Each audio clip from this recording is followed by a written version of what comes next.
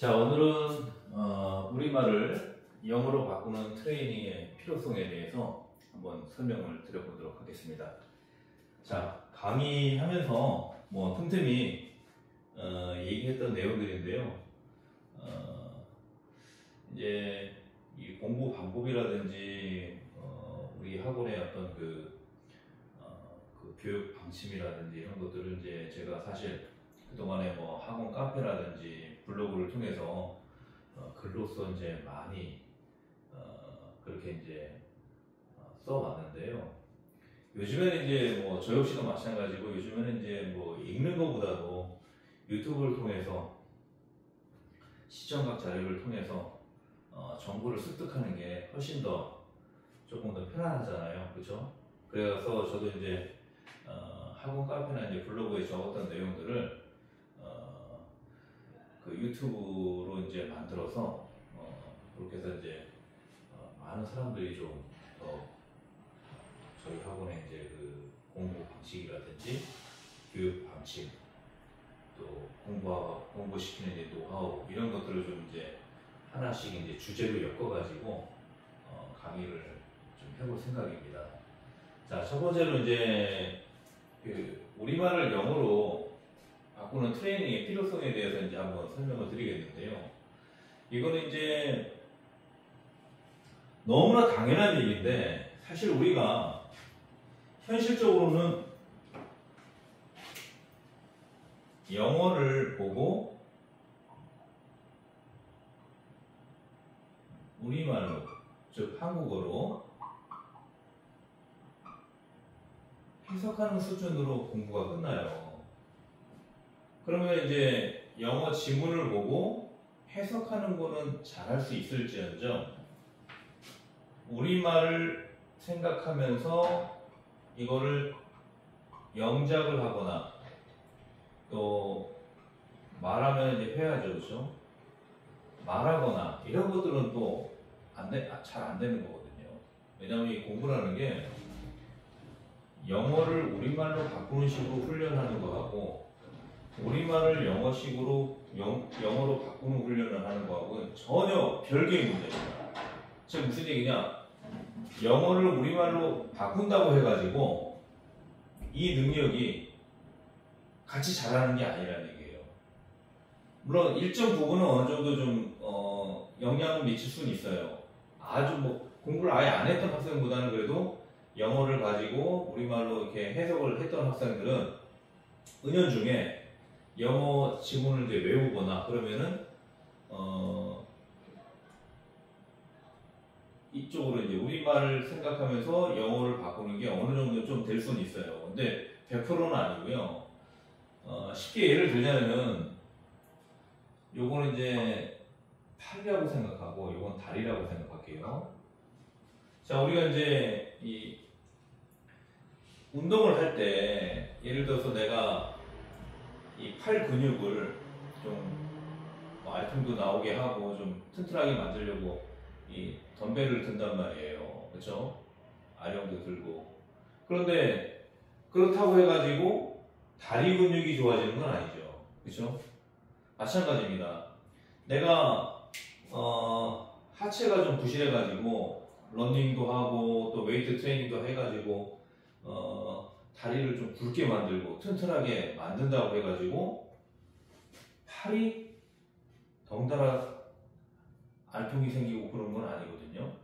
물론 일정 부분은 같이 영향을 줄 수는 있어요. 근데 100%는 안 된다는 거죠. 쉽게 말하면 프로테이지로 따지면 한 10%, 20% 아니 30% 정도는 영향을 미칠 수는 있지만 100%까지는 안 된다는 거죠. 그래서 공부를 이제 특히 외국어를 공부할 때는요, 이제 제 얘기이기도 하고 또 영어를 잘하는 사람들, 특히 국내에서 공부해가지고 국내에서 영어를 완성한 그런 사람들의 사례를 보면은 100%다 우리말을 영어로 바꾸는 식으로 그렇게 훈련을 합니다.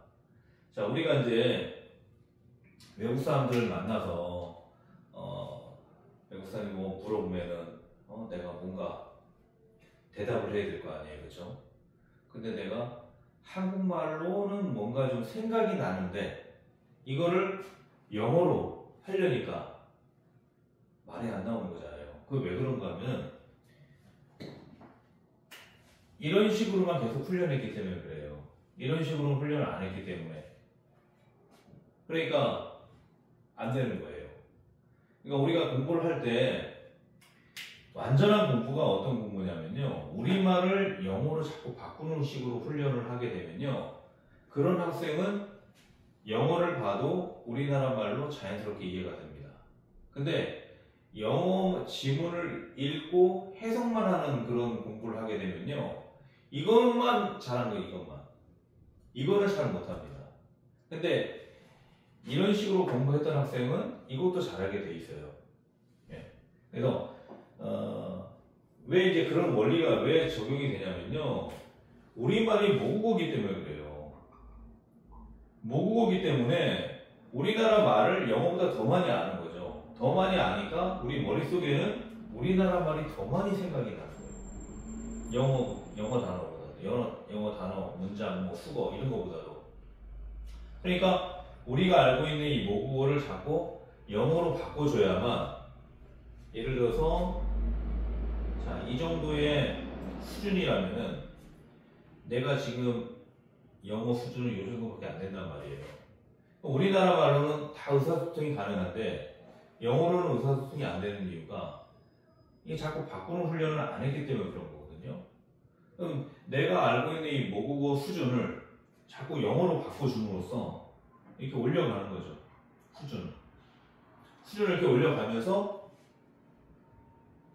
자연스럽게 영어 장문도 되는 거고 영어 회화도 되는 겁니다. 적어도 물어본 거에 대해서 내가 한국말로 이렇게 대답을 해야 되겠다 하는 것들이 생각난과 동시에 영어로 말이 되는 거예요. 그래서 항상 공부를 할 때 우리말을 영어로 바꿔야 된다. 그래서 우리 교재 그 영어 복화 교재가 이런 식으로 돼 있는 거예요. 우리말을 영어로, 우리말을 영어로. 근데 이제 우리말을 생각난과 동시에 바로 스펠링을 적으면 안 되고요. 중간에 발음이라는 매개체가 있어야 돼요. 자, 우리말에 어머니가 마더잖아요, 마더. 마더를 가지고 스펠링을 만들어내면서 공부를 해야 돼요. 그러면 공부가 훨씬 더 수월하죠. 자, 심리학은 사이칼로지라고 하죠. 사이칼로지, 심리학, 그렇죠? 심리학, 사이칼로지,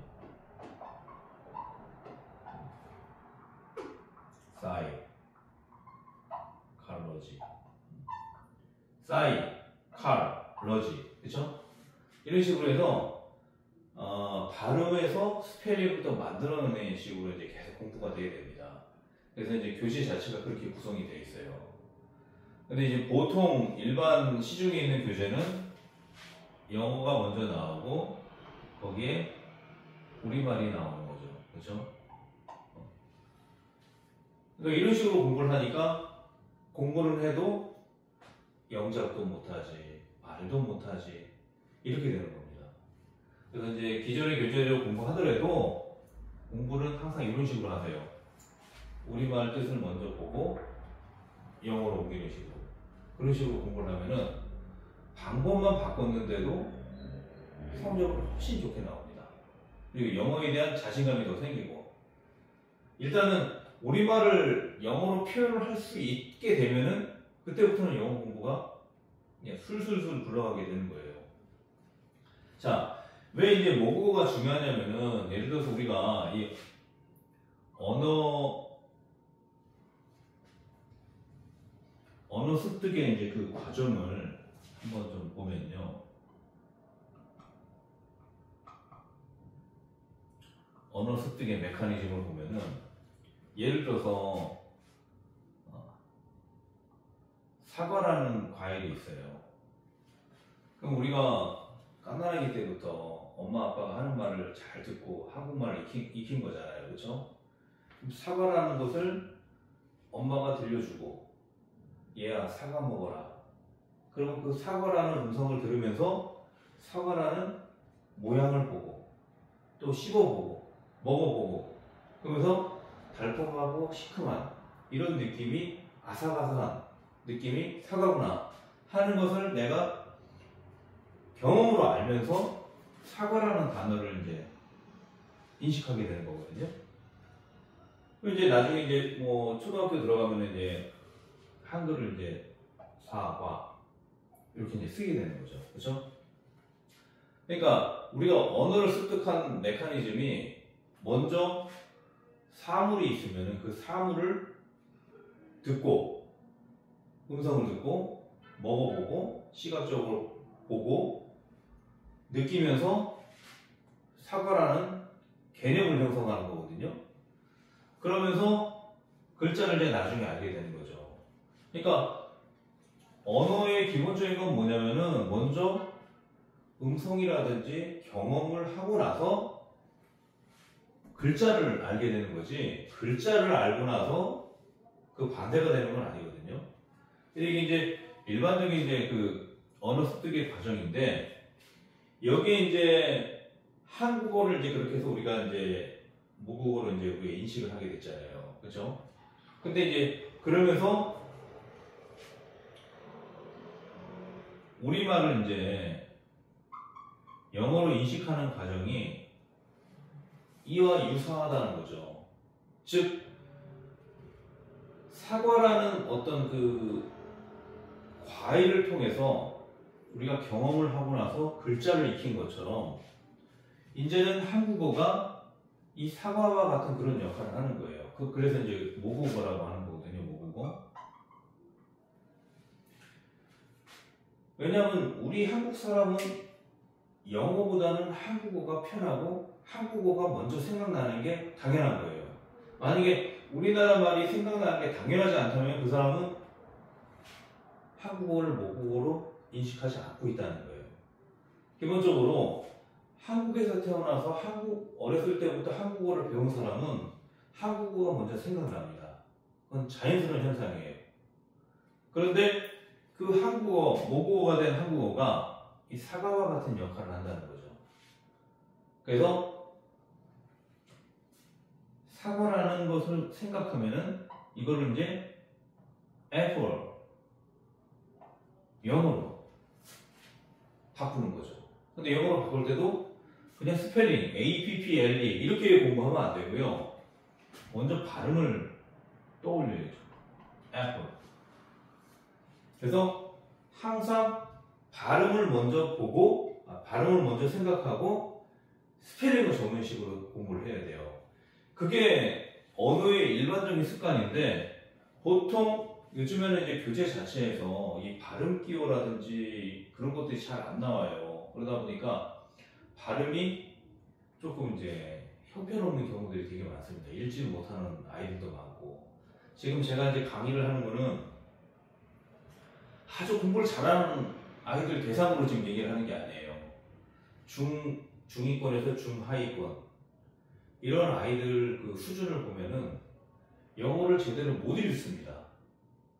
한번 집에서 한번 읽어보라고 시켜보세요. 잘 못 읽어요. 못 읽고 스펠링만 외우는 거예요. 사과, APPLE, 사과, APPLE 이런 식으로. 근데 그러다 보니까 이제 읽지를 못하는 거죠. 근데 읽지를 못하면 그게 제대로 공부를 한 게 아니죠. 그렇죠? 언어라는 것은 기본적으로 의사소통을 하기 위해서 우리가 공부를 하는 건데 읽지를 못하고 발음을 하지 못하면은 벙어리가 벙어리. 그렇죠? 우리나라 말조차도 사과라는 것을 내가 말하지 못하거나 아니면은 말하더라도 사과라는 글자를 써내지 못하면 제대로 한국어를 습득한 게 아니잖아요. 그렇죠? 그런 것처럼 이런 메커니즘으로 공부를 해야지 자연스러운 언어 습득이 된다는 거죠. 근데 우리가 지금 공부하고 있는 방식이 어떤 방식이냐면은 영어를 자꾸 우리나라 말로 자꾸 바꾸는 식으로 훈련을 하니까 완전한 공부가 안 되는 거고 그리고 스펠링 발음은 전혀 생각하지 않고 스펠링 예를 들어서 APPLE가 나왔어요. APPLE 사과, APPLE 사과 이런 식으로만 공부하면은 그냥 엉터리 공부가 되거든요. 엉터리 공부가. 그렇죠? 그래서 언어 습득의 이제 기본적인 메커니즘이 이런 관계가 있기 때문에 한국어를 영어로 바꾸는 식으로 공부를 해야 됩니다. 우리가 사과라는 과일을 음성을 듣고 또 눈으로 보고 먹어보고 냄새를 맡아보고 그러면서 사과라는 어떤 개념을 형성하고 나서 사과라는 글자를 쓰게 된 것처럼 한국어가 모국어가 된 한국 사람에게는 이게 사과와 같은 어떤 그런 원인이 되는 거거든요. 그러면 한국말이 생각난과 동시에 영어를 발음을 생각하고 써내려가는 그런 트레이닝을 하다 보면은 자연스럽게 영어도 모국어처럼 된다는 그런 거거든요. 그래서 절대 이런 식으로 공부하면 안 됩니다. 영어를 우리말로 해석하는 식으로. 그리고 이제 제가 직독직해도 계속 강조하잖아요. 자꾸 우리말식으로 앞으로 갔다 뒤로 갔다 이렇게 해석하면 안 돼요. 그러면은 우리말로 해석이 되니까 속은 시원할지 몰라도 우리말을 또 영어로 바꾸라고 하면 또 못 바꿉니다. 그런 거는 또. 그래서 제가 이제 그 영작 수업도 하고 영어 일기도 저번에 강의했죠. 하나하나씩 이제 우리말이 영어로 어떻게 변환이 되는지 이런 메커니즘을 알아야 됩니다. 그래서 그런 것들을 이제 하나하나씩 또 주제를 정해가지고 이제 강의를 할 텐데 일단 왜 이런 트레이닝이 필요한지는 이런 트레이닝을 해야만 완전한 영어 공부가 되기 때문에 그렇습니다. 그래서 절대 영어를 우리말로 공부하는 식으로 이제 하면 안 되고 설령 교재 자체가 영어, 우리말 이런 식으로 돼 있다고 하더라도 평상시 연습장에 쓰고 공부하고 외울 때는 이런 식으로 외워야 돼요. 이런 식으로. 이런 식으로 외워야 돼요. 심리학이 뭐지? 사이칼러지. 이제 발음 자체는 굳이 안 써도 되는데 머릿속에서 심리학이라는 단어가 생각난과 동시에 사이칼러지. 사이칼러지를 그냥 스펠링으로 이제 쓰는 거예요. 그리고 영어는 기본적으로 우리나라 말하고 좀 다르게 우리는 심리학 해갖고 이게 음성하고 그 글자가 딱 정해져 있잖아요. 그렇죠? 근데 영어는 PS와 이걸 싸이라고 하고 그렇죠? calm, CH 어떨 때 추가될 수도 있어요. calm, 로지, 러지 조금 달라요. 글자하고 발음하고 그렇기 때문에 그런 것들만 조금 이제 감안을 하고 결국에 이제 글자를 발음하고 자꾸 이제 매치를 시키는 식으로 이제 연습을 해야죠.